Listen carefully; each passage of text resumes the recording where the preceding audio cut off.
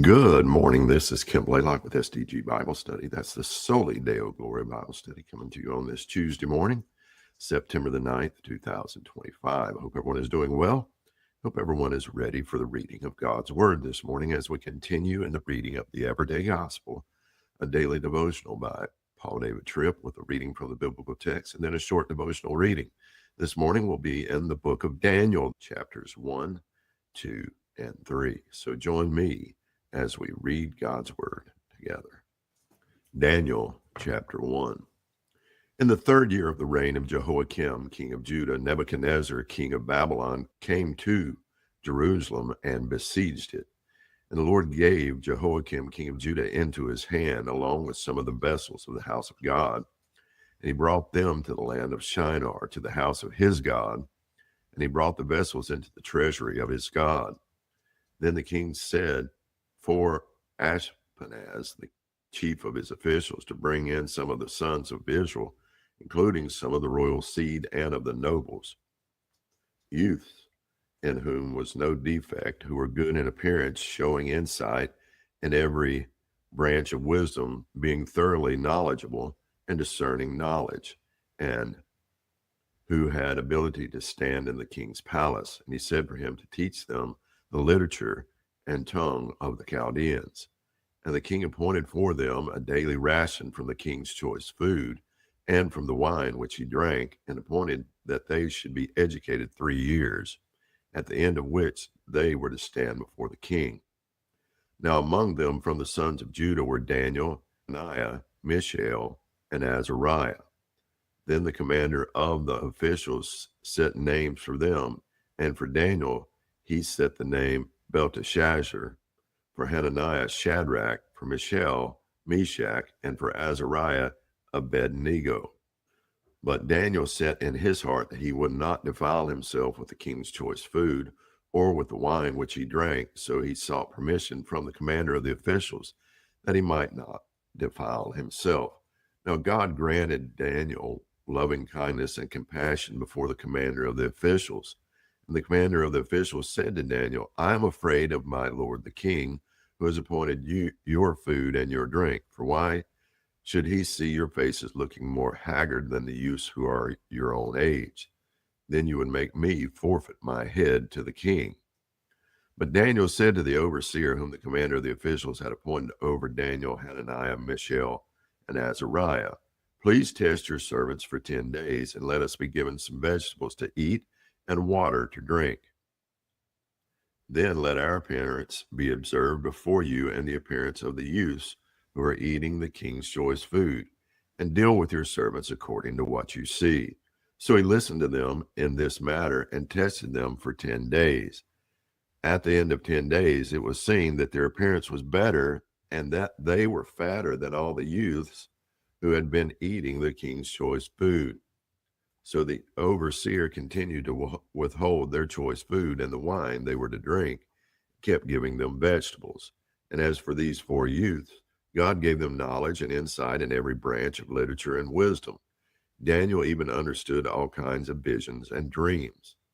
Then at the end of the days which the king had spoken of for bringing them in, the commander of the officials brought them in before Nebuchadnezzar. The king talked with them, and out of them all, not one was found like Daniel, Hananiah, Mishael, and Azariah. So they stood in service before the king.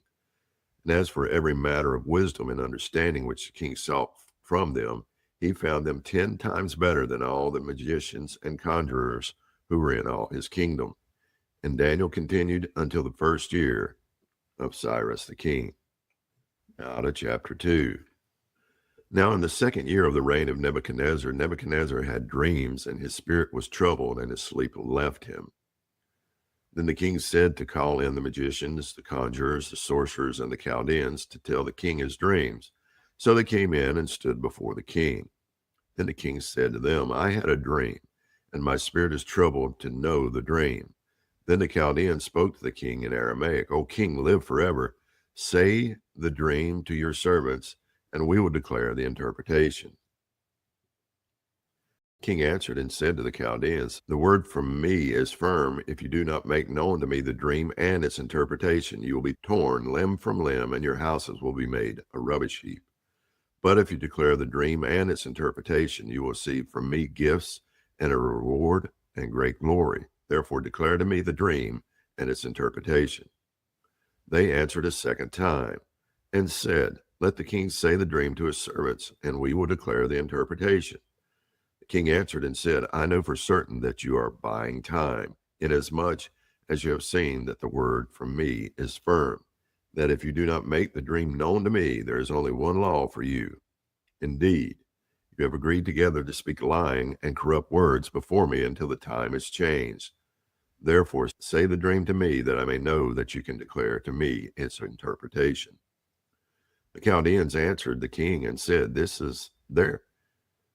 There is not a man on earth who is able to declare the matter for the king, inasmuch as no great king or powerful ruler has ever asked about a matter like this of any magician, conjurer, or Chaldean. Moreover, the matter which the king asks is difficult, and there is no one else who could declare it to the king except gods, whose dwelling place is not with flesh. Because of this, the king became indignant and very furious, and said for them to destroy all the wise men of Babylon. So the law went forth that the wise men were to be killed, and they sought out Daniel and his friends to kill them. Then Daniel replied with discretion and discernment to Arioch, the captain of the king's bodyguard, who had gone forth to kill the wise men of Babylon. He answered and said to Arioch, a powerful official for the king, "For what reason is the law for the king so urgent?" Then Arioch made the matter known to Daniel. So Daniel went in and sought from the king that he would give him time in order that he might declare the interpretation to the king. Then Daniel went to his house and made the matter known to his friends, to Hananiah, Mishael, and Azariah, so they might seek compassion from the God of heaven concerning this mystery, so that Daniel and his friends would not be destroyed with the rest of the wise men of Babylon. Then the mystery was revealed to Daniel in a night vision. Then Daniel blessed the God of heaven. Daniel answered and said, "Let the name of God be blessed forever and ever, for wisdom and might belong to him. And he changes the times and the season. He removes kings and establishes kings. He gives wisdom to wise men and knowledge to men of understanding. He reveals the deep and hidden things. He knows what is in the darkness, and the light dwells with him. To you, O God of my fathers, I give thanks and praise, for you have given me wisdom and might. Even now you have made known to me what we sought from you, for you have made known to us the king's matter." Therefore Daniel went to Arioch, whom the king had appointed to destroy the wise men of Babylon. He went and said thus to him, "Do not destroy the wise men of Babylon. Bring me before the king, and I will declare the interpretation to the king." Then Arioch hurriedly brought Daniel before the king and said thus to him, "I have found a man among the exiles from Judah who can make the interpretation known to the king." The king answered and said to Daniel, whose name was Belteshazzar, "Are you able to make known to me the dream which I have seen and its interpretation?" Daniel answered before the king and said, "As for the mystery about which the king is asking, neither wise men, conjurers, magicians, nor diviners are able to declare it to the king. However, there is a God in heaven who reveals mysteries, and he has made known to King Nebuchadnezzar what will take place in the last days. This was your dream and the visions of your head while on your bed. As for you, O king, while on your bed, your thoughts turn to what would happen in the future, and he who reveals mysteries has made known to you what will happen. But as for me, this mystery has not been revealed to me by any wisdom which is in me more than any other living man, but for the purpose of making the interpretation known to the king, that you may know the thoughts of your heart. You, O king, were looking, and behold, there was a single great image. That image, which was large and of extraordinary splendor, was rising up in front of you, and its appearance was awesome. The head of that image was made of fine gold, its breast and its arms of silver, its belly and its thighs of bronze, the legs of iron, its feet partly of iron and partly of clay. You continued looking until a stone was cut out without hands, and it struck the image on its feet of iron and clay and crushed them. Then the iron, the clay, the bronze, the silver, and the gold were crushed, all at the same time, and became like chaff from the summer threshing floors. And the wind carried them away, so that not a trace of them was found. But the stone that struck the image became a great mountain and filled the whole earth. This was a dream. Now we will say its interpretation before the king. You, O king, are the King of kings, to whom the God of heaven has given the kingdom, the power, the strength, and the glory. And wherever the sons of men inhabit it, or the beasts of the field, or the birds of the sky, he has given them into your hand, and has made you rule with power over them all. You are the head of gold. But after you there will arise another kingdom inferior to you, then another third kingdom of bronze, which will rule with power over all the earth. Then there will be a fourth kingdom as strong as iron, inasmuch as iron crushes and shatters all things. So like iron that breaks in pieces, it will crush and break all these in pieces. Now in that you saw the feet and toes, partly of potter's clay and partly of iron, it will be a divided kingdom, but it will have in it the toughness of iron, inasmuch as you saw the iron mixed with common clay. And as the toes of the feet were partly of iron and partly of clay, so some of the kingdom will be strong, and part of it will be brittle. And in that you saw the iron mixed with common clay, they will combine with one another in the seed of man, but they will not cling to one another, even as iron does not combine with clay. And in the days of those kings, the God of heaven will cause a kingdom to rise up, which will never be destroyed, and that kingdom will not be left for another people. It will crush and put an end to all these kingdoms, but it will itself stand forever. Inasmuch as you saw that a stone was cut out of the mountain without hands, and that it crushed the iron, the bronze, the clay, the silver, and the gold, the great God has made known to the king what will happen in the future, so that the dream is certain and its interpretation is trustworthy. Then King Nebuchadnezzar fell on his face and did homage to Daniel, and said for them to present to him an offering and fragrant incense. The king answered Daniel and said, Truly, your God is a God of gods and a Lord of kings, and a revealer of mysteries, since you have been able to reveal this mystery. Then the king promoted Daniel and gave him many great gifts, and he made him rule with power over the whole province of Babylon, and chief prefect over all the wise men of Babylon. And Daniel sought of the king, and he appointed Shadrach, Meshach, and Abednego over the administration of the province of Babylon, while Daniel was at the king's court. Now to chapter 3. Nebuchadnezzar the king made an image of gold, the height of which was 60 cubits, and its width 6 cubits. He set it up on the plain of Dura in the province of Babylon. Then Nebuchadnezzar the king sent word to assemble the satraps, the prefects, and the governors, the counselors, the treasurers, the judges, the magistrates, and all the rulers of the provinces, to come to the dedication of the image that Nebuchadnezzar the king had set up. Then the satraps, the prefects, and the governors, the counselors, the treasurers, the judges, the magistrates, and all the rulers of the provinces were assembled for the dedication of the image that Nebuchadnezzar the king had set up, and they were standing before the image that Nebuchadnezzar had set up. Then the herald loudly called out, To you it is said, O peoples, nations, and men of every tongue, that at the time you hear the sound of the horn, flute, lyre, trigon, psaltery, bagpipe, and all kinds of music, you are to fall down and worship the golden image that Nebuchadnezzar the king has set up. But whoever does not fall down and worship shall immediately be cast into the midst of a furnace of blazing fire. Therefore at that time, when all the peoples heard the sound of the horn, flute, lyre, trigon, psaltery, bagpipe, and all kinds of music, all the peoples, nations, and men of every tongue fell down and worshiped the golden image that Nebuchadnezzar the king had set up. For this reason, at that time, certain Chaldeans came near and brought charges against the Jews. They answered and said to Nebuchadnezzar the king, O king, live forever. You, O king, have made a decree that every man who hears the sound of the horn, flute, lyre, trigon, psaltery, and bagpipe, and all kinds of music, is to fall down and worship the golden image.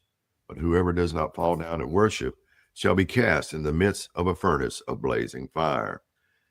There are certain Jews whom you have appointed over the administration of the province of Babylon, namely Shadrach, Meshach, and Abednego. These men, O king, do not pay attention to you. They do not serve your gods and do not worship the golden image which you have set up. Then Nebuchadnezzar, in rage and wrath, said to bring Shadrach, Meshach, and Abednego. Then these men were brought before the king. Nebuchadnezzar answered and said to them, Is it true, Shadrach, Meshach, and Abednego, that you are not serving my gods and do not worship the golden image that I have set up? Now, if you are ready, at the time you hear the sound of the horn, flute, lyre, trigon, psaltery, and bagpipe, and all kinds of music, then you shall fall down and worship the image that I have made. But if you do not worship, you will immediately be cast into the midst of a furnace of blazing fire. And what God is there who can save you out of my hands? Shadrach, Meshach, and Abednego answered and said to the king, O Nebuchadnezzar, we do not need to respond to you with any answer concerning this matter. If it be so, our God, whom we serve, is able to save us from the furnace of blazing fire, and he will save us out of your hand, O king. But if not, let it be known to you, O king, that we are not going to serve your gods, and we will not worship the golden image that you have set up. Then Nebuchadnezzar was filled with wrath, and the image of his face changed toward Shadrach, Meshach, and Abednego. He answered and said to heat the furnace 7 times more than it was usually heated. And he said to certain mighty men of valor who were in his military host to tie up Shadrach, Meshach, and Abednego in order to cast them into the furnace of blazing fire. Then these men were tied up in their trousers, their coats, their caps, and their other clothes, and were cast into the midst of the furnace of blazing fire. For this reason, because the king's word was urgent, and the furnace had been heated to an extraordinary degree, the flame of the fire killed those men who carried up Shadrach, Meshach, and Abednego. But these 3 men, Shadrach, Meshach, and Abednego, fell into the midst of the furnace of blazing fire, still tied up. Then Nebuchadnezzar the king was astounded and hurriedly stood up. He answered and said to the high officials, Was it not 3 men we cast tied up into the midst of the fire? They answered and said to the king, Certainly, O king. He answered and said, Look, I see 4 men loosed and walking about in the midst of the fire without harm. The appearance of the 4th is like a son of the gods. Then Nebuchadnezzar came near to the door of the furnace of blazing fire. He answered and said, Shadrach, Meshach, and Abednego, come out, you servants of the Most High God, and come here. Then Shadrach, Meshach, and Abednego came out of the midst of the fire. Then the satraps, the prefects, the governors, and the king's high officials gathered around and saw in regard to these men that the fire had no power over the bodies of these men, nor was the hair of their heads singed, nor were their trousers damaged, nor had the smell of fire even come upon them. Nebuchadnezzar answered and said, Blessed be the God of Shadrach, Meshach, and Abednego, who has sent his angel and saved his servants who put their trust in him, violating the king's word, and gave up their bodies so as not to serve and not to worship any god except their own God. Therefore I make a decree that any people, nation, or tongue that says anything offensive against the God of Shadrach, Meshach, and Abednego shall be torn limb from limb, and their houses reduced to a rubbish heap, inasmuch as there is no other God who is able to deliver in this way. Then the king caused Shadrach, Meshach, and Abednego to succeed in the province of Babylon. That's going to conclude our reading from the biblical text. Now to our devotional reading. God doesn't always call us to particular tasks because we're naturally able, but because he is able. The book of Daniel focuses on God's sovereign rule over human history and the affairs of the nations. The children of Israel have been taken into captivity by mighty Babylon. It seems unthinkable that, after all of his promises, God would let this happen. It appears that it is over for Israel, but you soon get the sense that it is not. Among the captives are 4 young men, Daniel, Hananiah, Mishael, and Azariah. They are not just captives. They have been taken to Babylon according to the plan of God to do his work. As for these 4 youths, God gave them learning and skill in all literature and wisdom, and Daniel had understanding in all visions and dreams. At the end of the time, when the king had commanded that they should be brought in, the chief of the eunuchs brought them in before Nebuchadnezzar. And the king spoke with them, and among all of them none was found like Daniel, Hananiah, Mishael, and Azariah. Therefore they stood before the king, and in every matter of wisdom and understanding about which the king inquired of them, he found them 10 times better than all the magicians and enchanters that were in all his kingdom. And Daniel was there until the first year of King Cyrus. Daniel chapter 1, verses 17 through 21. Imagine yourself in this situation. How would you have felt if you had been taken out of your homeland, ripped away from your family, stripped of your national and spiritual identity, and placed in a situation where you had no rights or power? What might have run through your mind as you were summoned to stand before the king? These 4 young men stood before Nebuchadnezzar because of the call of God upon their lives. Because of that, they were more than lowly captives. They were servants of the Most High God. This is one of the most encouraging passages in the Old Testament. God chose these men for important work in Babylon, but he chose them not because of their stellar character or because of the ease of the location he would call them to, or because of the size of their natural gifts. God calls these men to serve him in this foreign land, not because they were able, but because he was able. Read the passage again. God gave them learning and skill in all literature and wisdom, 10 times better than all magicians and enchanters that were in all his kingdom. Chapter 1, verse 17 and 20. When God calls us to a task, he empowers us to do what he has called us to do. Success in his work is never God's endorsement of our power, wisdom, and character alone, but instead draws all praise to his. Do you feel overwhelmed today? When God sends you, he goes with you. When he calls, he empowers. And that's going to conclude our reading this morning.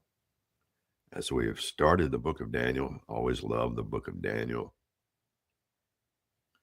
Those 3 Hebrew men tossed into a flaming fiery furnace, 7 times hotter than it had ever been before. The men tossing them in, dying. But the Hebrew Shadrach, Meshach, and Abednego, not even a hair of their head was singed, nor the smell of smoke on their clothes. Our God is a great God. And thankful for this reading this morning. Again, be praying for me, as you can tell. Still struggling with the head cold and the throat. So I'm really down into the base range this morning. So I hope you have a blessed day. SOLI